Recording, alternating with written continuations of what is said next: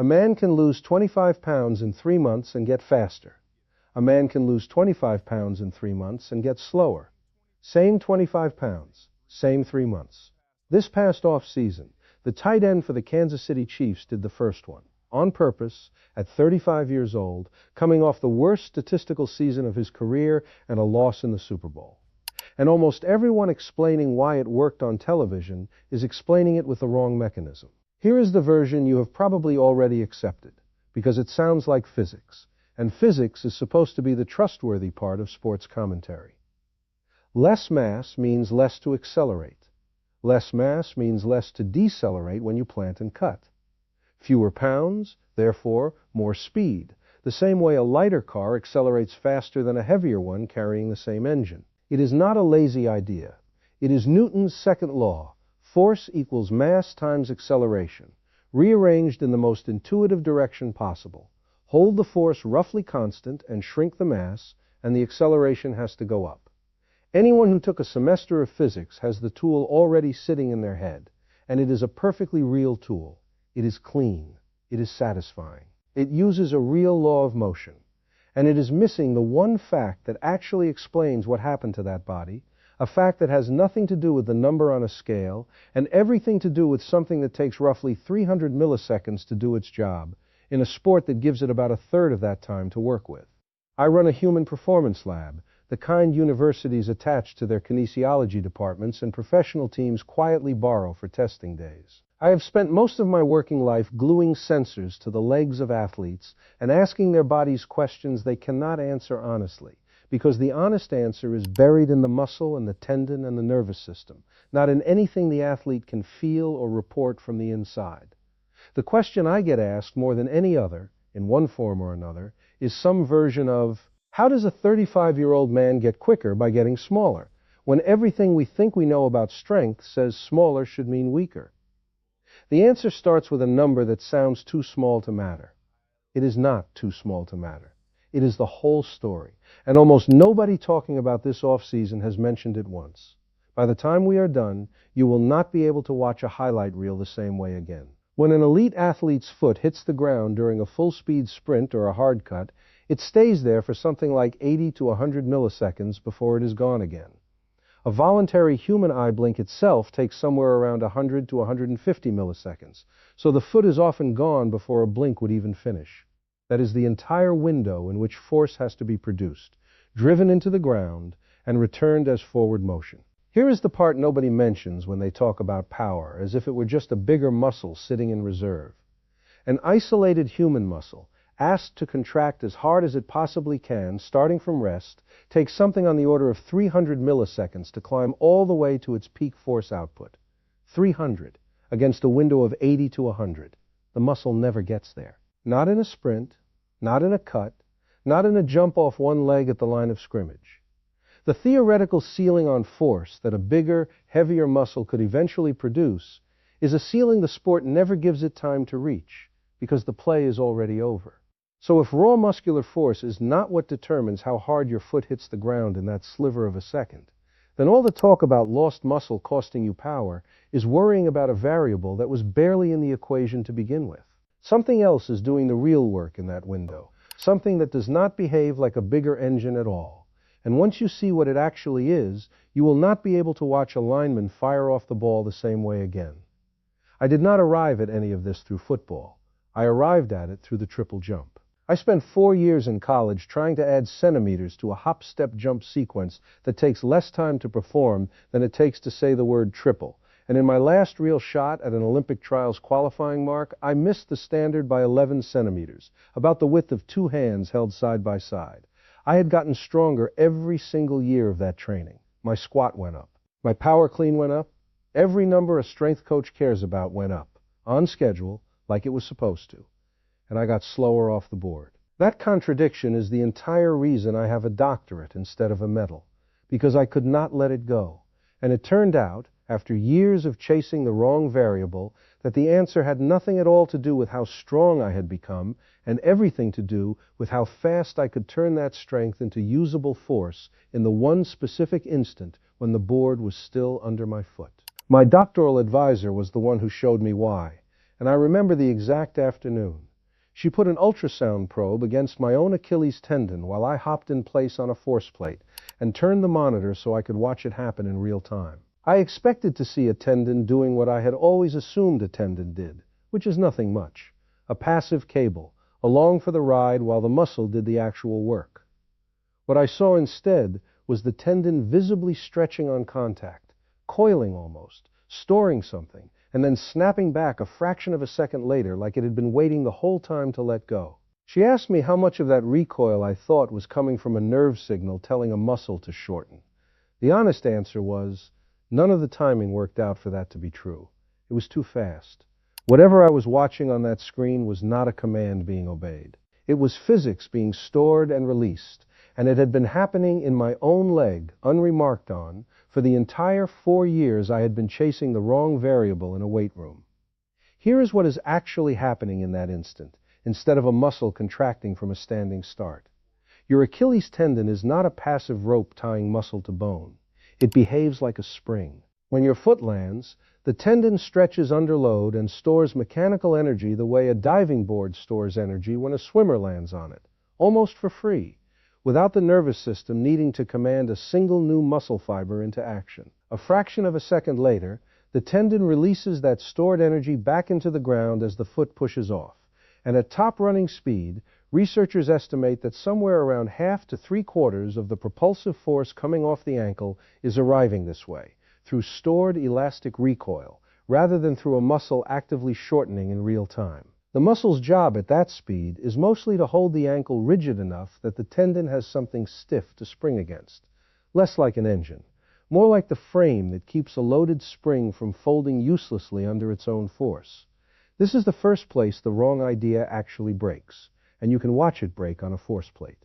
Losing fat and water weight, the way an athlete does across a plyometric heavy training block, does essentially nothing to how stiff that tendon is. But the training itself, thousands of short, rapid, high-force ground contacts, exactly the kind of work reported as central to this specific off-season, does an enormous amount to it. Tendons respond to fast, forceful loading by getting stiffer, which increases how much elastic energy they can store and return per contact, entirely independent of whether the person doing the loading gained or lost 10 pounds along the way. The specific mechanism has a name, the stretch shortening cycle, and the training that targets it does not look like a diet. It looks like sprinting into a box jump or bounding down a field on alternating legs, dozens of short, violent ground contacts at a time, done for volume rather than for calories burned.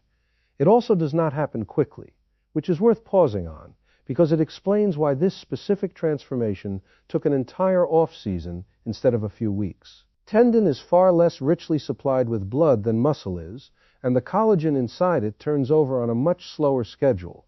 So, where a muscle can begin visibly adapting to a new training stimulus within days, a tendon typically needs somewhere on the order of 2 to 3 months of consistent, correctly dosed loading before its stiffness reliably shifts.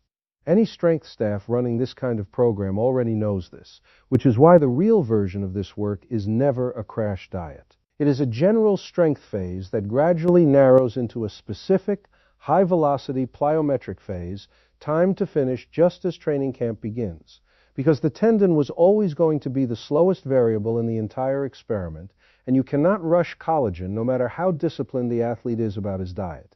And here is a detail almost nobody factors into the scale reading at all. A meaningful fraction of any fast, early weight change is not tissue in the first place.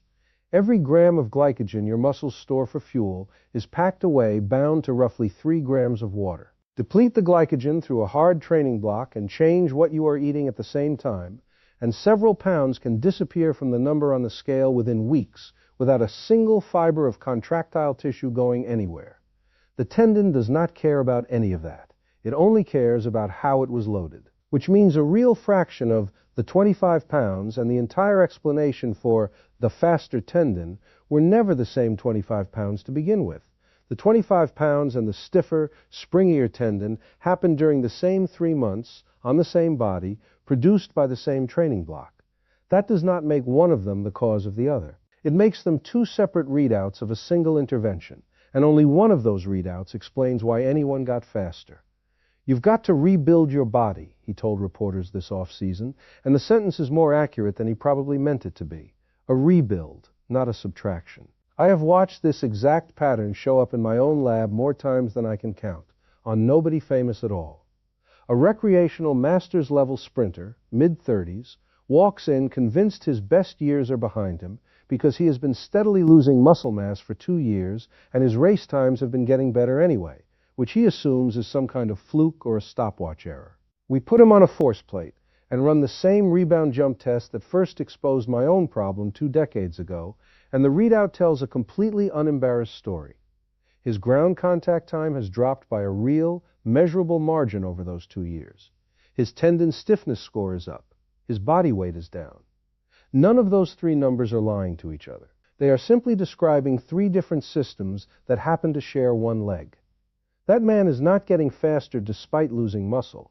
He is getting faster because of what a completely different tissue in that same leg has been doing this whole time, and the muscle loss is closer to a coincidence riding along on the training block than it is to an explanation for anything. He usually does not believe me the first time I say it.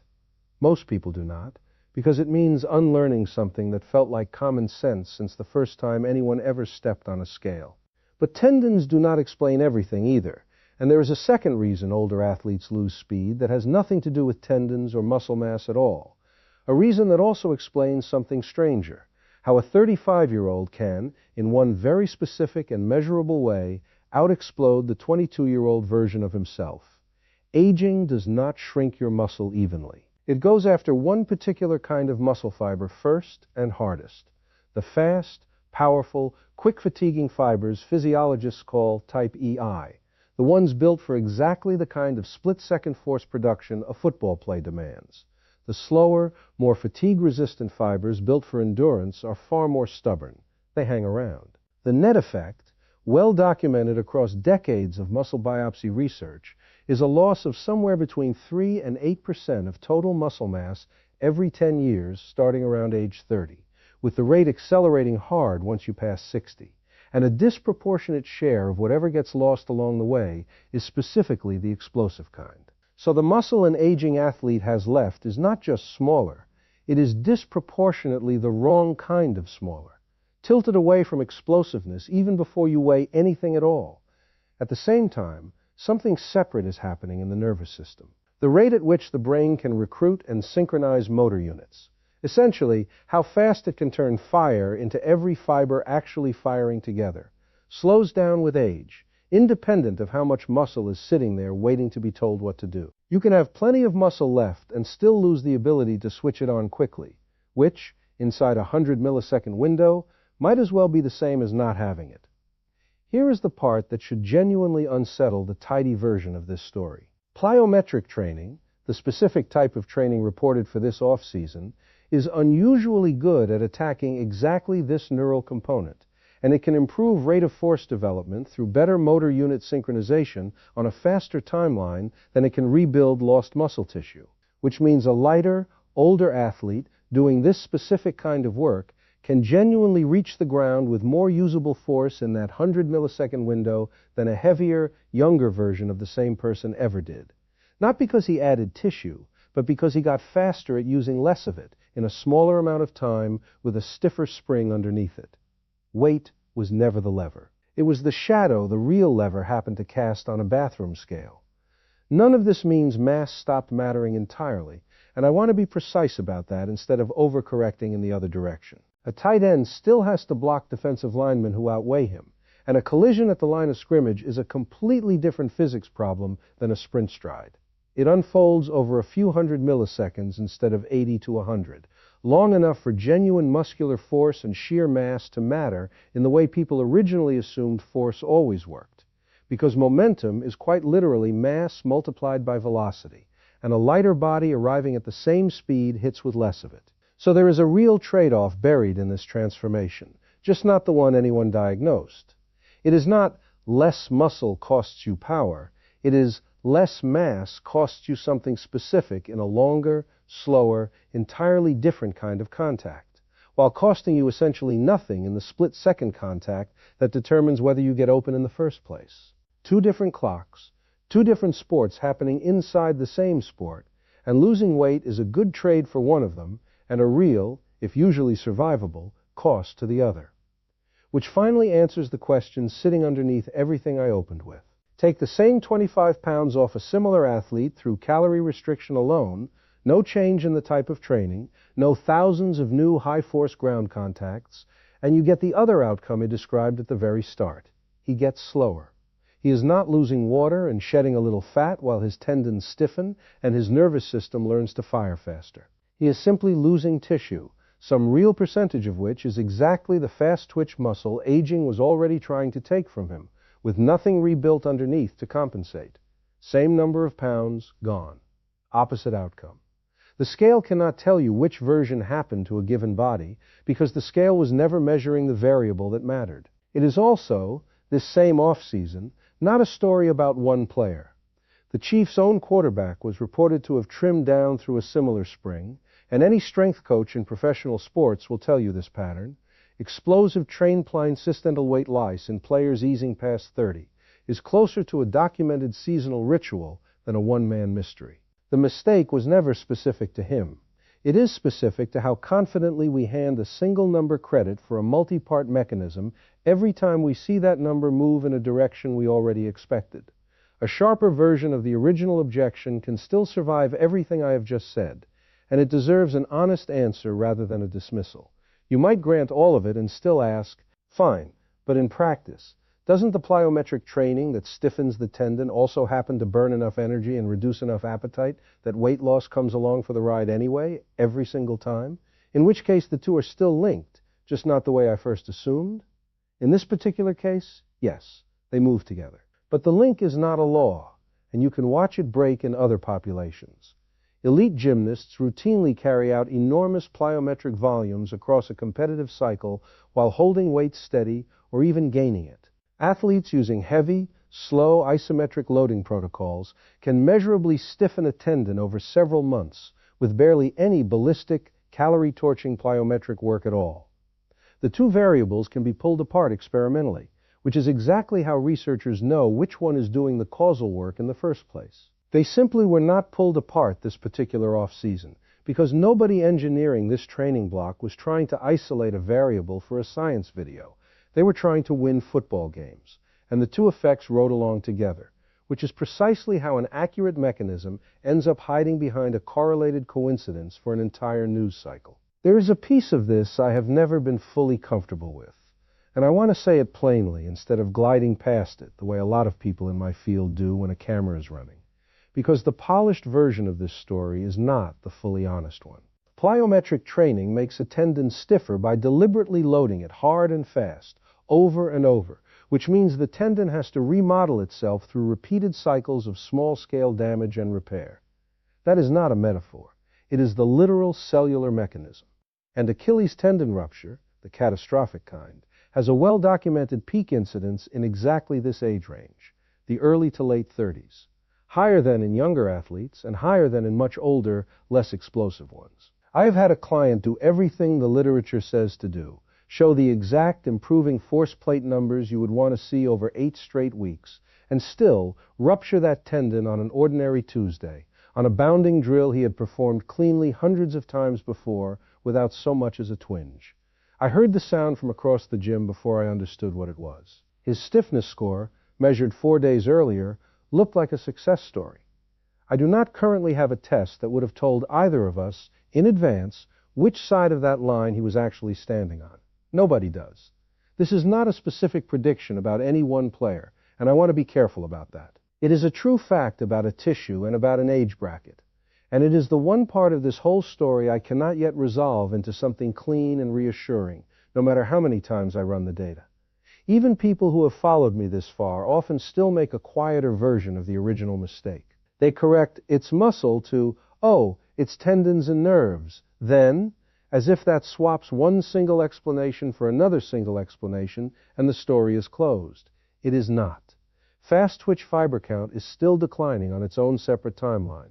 Tendon stiffness can be climbing on a different one. Neural drive can be improving on a third. 3 subsystems, sharing one leg, sometimes moving in completely opposite directions inside the same 3-month window.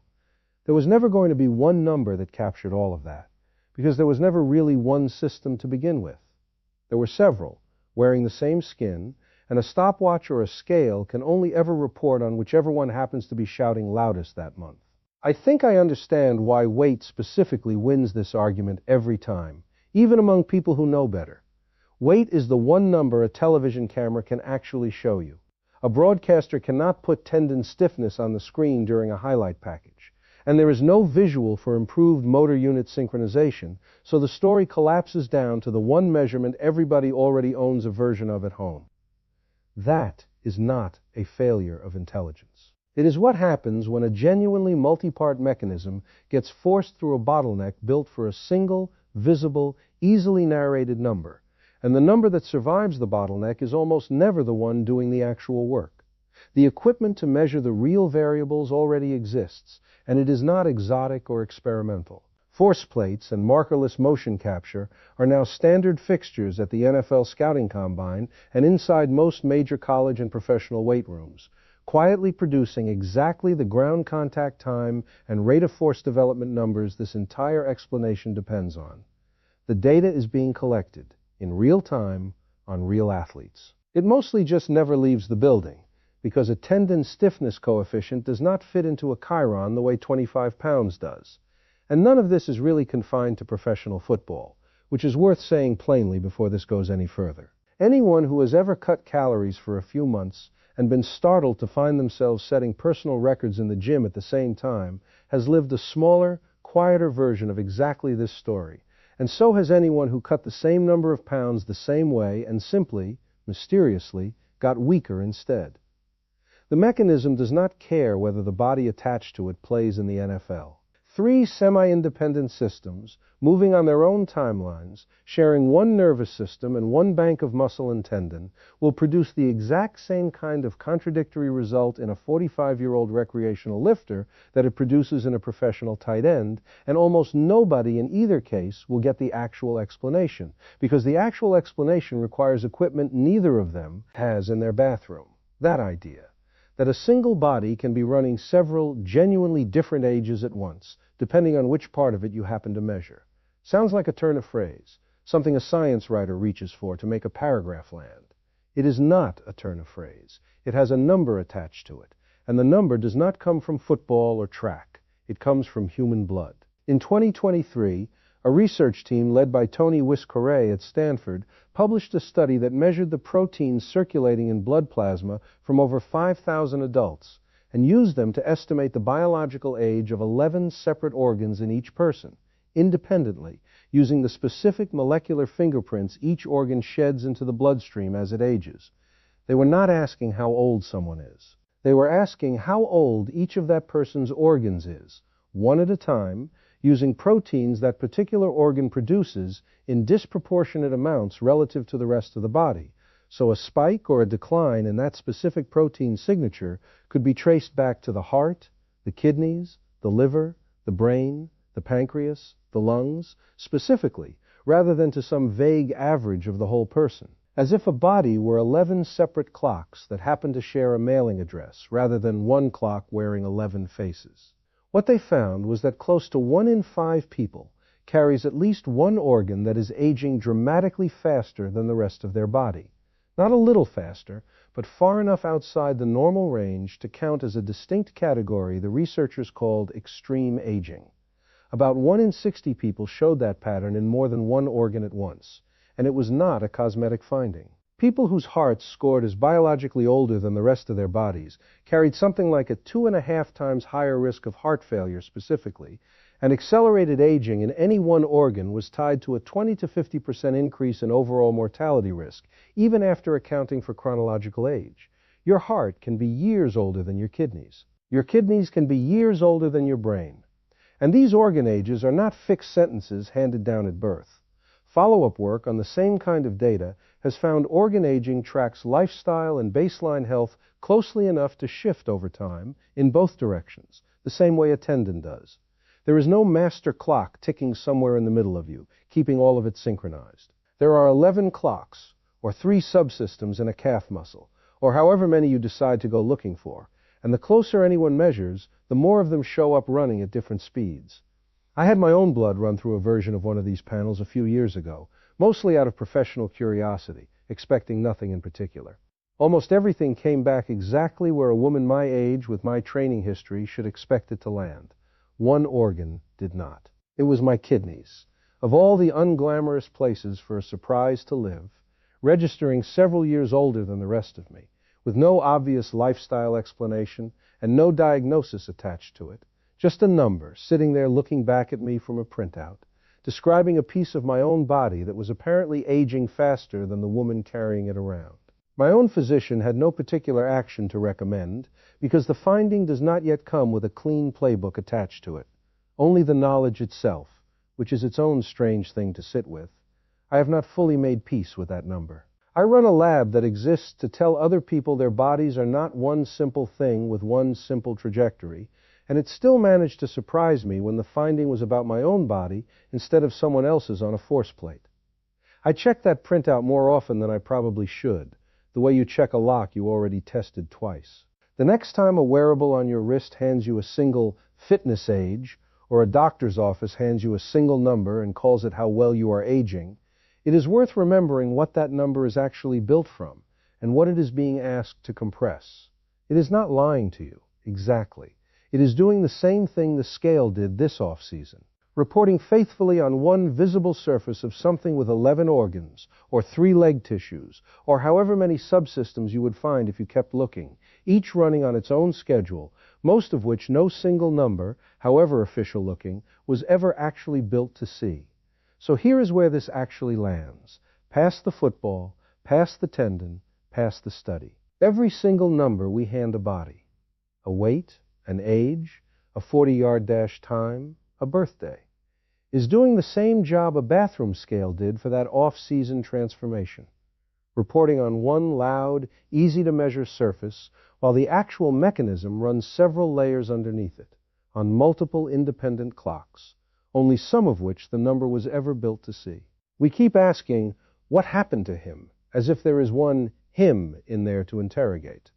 There has never been one. There is a committee of tissues in that jersey, each aging, adapting, and remodeling on its own separate schedule, occasionally moving in flatly opposite directions at the exact same time, and the number on the scale this off-season was never the story. It was just the only clock in the room simple enough for the rest of us to read, and the only one, out of all of them, that had almost nothing to do with what actually happened. That was never a story about football, and it was never really a story about a body, either. It was a story about how badly we want one number to be the truth, and how rarely, in anything alive, one number ever is.